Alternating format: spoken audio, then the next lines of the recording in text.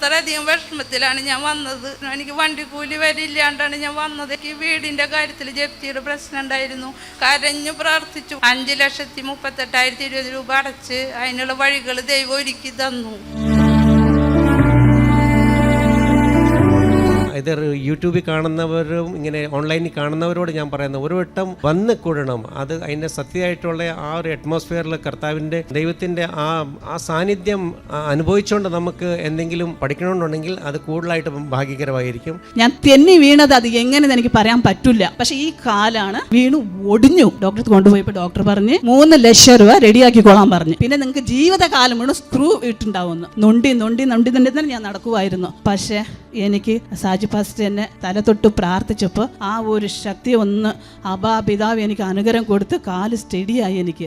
എന്നിട്ട് നോക്കുമ്പോൾ കാലിന് വെയിറ്റ് ഇല്ല. പിന്നെ ഞാൻ നടക്കാൻ തുടങ്ങിയപ്പോൾ ആ നൊണ്ടിൽ ഡോക്ടർമാർക്ക് പറഞ്ഞ് ഇങ്ങനെ നൊണ്ടി നടക്കാൻ പറ്റില്ല ജീവിതകാലം മുഴുവൻ പറഞ്ഞ്. വ്യാഴാഴ്ച എനിക്ക് സൗഖ്യം കിട്ടി. കഴിഞ്ഞ ആഴ്ച എൻ്റെ ജീവിതത്തിൽ ഒരുപാട് നഷ്ടങ്ങളും വേദനകളുമായിരുന്നു. അങ്ങനെ ഇരുന്ന സമയത്താണ് പാസ്റ്റർ ഇതുപോലെ എന്നോട് പറഞ്ഞത് കടന്നു വരണമെന്നും ഇതുപോലെ ഇത് പങ്കെടുക്കണമെന്നും ഒക്കെ പറഞ്ഞിരുന്നു. അതെൻ്റെ ജീവിതത്തിൽ ഒരുപാട് മാറ്റം ഉണ്ടാക്കി. ഇനി ഞാൻ ഒരു പുതിയ ഒരാളിനെ പോലെ എൻ്റെ നാട്ടിലേക്ക് പോകാൻ ദൈവം എന്നെ സഹായിക്കുന്നു. ഒരുപാട് അറിവും എല്ലാ കാര്യങ്ങളും വചനത്തിന്റെ കൂടുതൽ ആഴത്തിലെല്ലാം അത് അറിയുവാനും, അതുപോലെ ഇന്നർ ഹീലിംഗിന്റെ സമയത്താണേലും പരിശുദ്ധാത്മാവിന്റെ ആ ഒരു പ്രവർത്തനം എല്ലാം നന്നായിട്ട് എനിക്ക് ഫിസിക്കലായിട്ട് അത് അറിയാനെല്ലാം സാധിച്ചു. ജീവിതത്തിൽ വിചാരിച്ചില്ലായിരുന്നു ഇത്രയും അതിശയകരമായിട്ട് ഞങ്ങൾക്കൊരു സമയം കിട്ടുകൊണ്ട് ഞങ്ങളുടെ ജീവിതത്തിൽ ഇതൊരു വലിയ ഒരു ടേണിംഗ് പോയിന്റ് ആയിട്ട് മാറുന്ന ഈ 28 വർഷക്കാലം ഓടിയെങ്കിലും ഇപ്പം എനിക്ക് ഇവിടെ പറഞ്ഞ വചനങ്ങൾ എനിക്ക് ഒത്തിരി കാര്യങ്ങൾ കിട്ടി.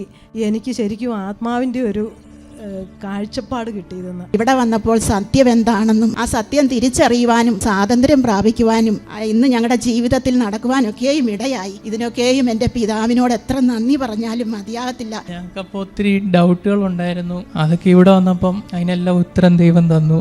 ഞങ്ങൾക്ക് ഇവിടെ വന്ന ധ്യാനം കൂടി ഞങ്ങൾക്ക് വളരെ സന്തോഷമാണ്. നമുക്ക് പറയാൻ പറ്റത്തില്ല, അത്രയ്ക്ക് സന്തോഷമാണ്. എന്തായാലും ഞങ്ങൾക്ക് ഈ ഒരു അവസരം തന്നു സത്യം അറിയാൻ വേണ്ടി എന്താണത്. അതുകൊണ്ട് നമുക്ക് കുറേ സന്തോഷവും സമാധാനവും ഉണ്ട്. പിന്നെ ദൈവ ഇഷ്ടം എന്തോ ആണെന്ന് നമ്മൾ അറിഞ്ഞ അതിന് ദൈവത്തിന് നന്ദി നമുക്ക് അറിയാനുള്ള ഒരു അവസരവും തന്നു. मुझे मलयालम नहीं आता है, फिर भी मुझे परमेश्वर ने ऐसा एक मौका दिया जिंदगी में. इतनी बड़ी सच्चाई, इसमें भी बहुत सारी सच्चाई, इसमें भी परमेश्वर में भी आके ये सच्चाई नहीं जान सकते हम कि परमेश्वर क्या है. फिर भी मुझे एक ऐसा बड़ा रहस्य मुझे बताया. मेरे जैसे और भी ऐसे दुनिया में लोग हैं जो पढ़े नहीं समझ सकते कि लास्ट तक परमेश्वर कौन है. बहुत धन्यवाद देती हूँ मैं परमेश्वर को कि मुझे जानने के लिए नहीं मिला. ഒരു വട്ടം ജീവിതത്തിൽ വന്ന് കേൾക്കേണ്ടി, വിശ്വസിക്കുവോ വിശ്വസിക്കാത്ത അത് അവരുടെ ഇഷ്ടം. എന്തുവാ സത്യം? നമ്മൾ ഇന്ന് വരെയും പഠിച്ചു വെച്ചിരിക്കുന്ന എന്തുവാ?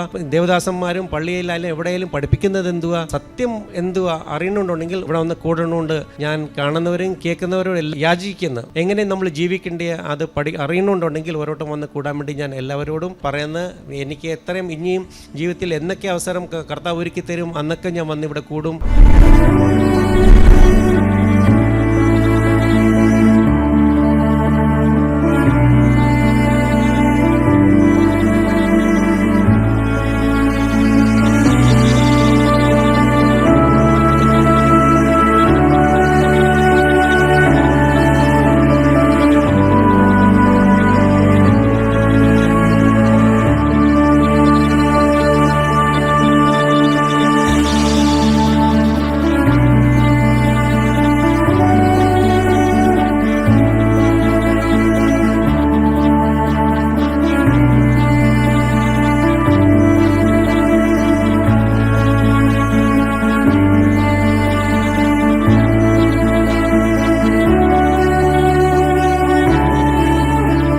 അടുത്ത ധ്യാനം ഏപ്രിൽ 7 മുതൽ 12 വരെ.